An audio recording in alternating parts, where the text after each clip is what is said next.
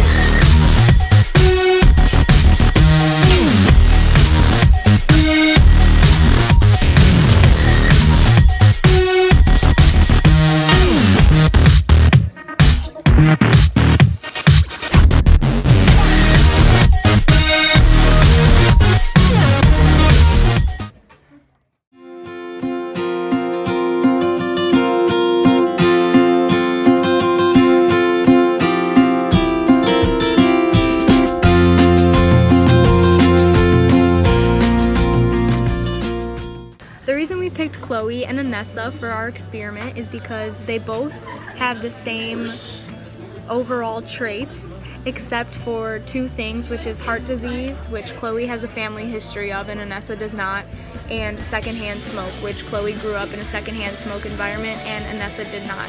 So we wanted to test these variables and see how they affected their heart rates. In the beginning of this experiment, our group predicted that Chloe's heart rate would be higher than Anesa's during resting and active exercise.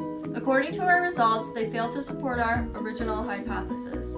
Chloe's heart was working at a much lower percent according to her R wave, rather than Anesa's, whose heart increased a whopping 104% from her resting state. The R wave represents the arterial contraction of the heart, which pushes and circulates blood throughout the body. This means that Anesa's heart was working harder than Chloe's, and this disproves our hypothesis. The hypothesis being that Chloe would develop a heart disease from her secondhand smoke environment rather than Anesa, was proven wrong as Chloe results have been proven to be healthier. Although our data was skewed in Chloe's post-exercise due to malfunction with the pulse reader.